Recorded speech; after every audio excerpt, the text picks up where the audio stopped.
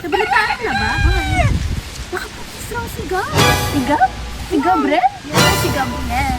Uy, nakita niyo na ba? Walang grade next year. Oo ba? Ah, sorry. Oo ba yan? Baka fake news yan.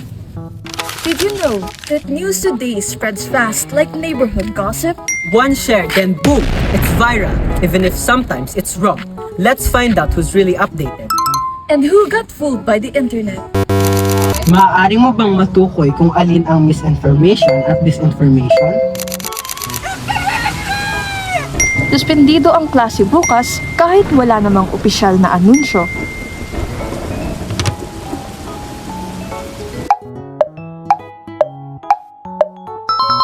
That's correct! Pag-edit sa picture or video ng isang tao upang ito'y siraan.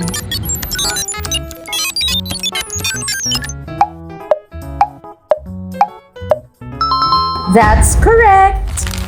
Now that we've seen examples, let's talk about what really is the difference between Misinformation and disinformation.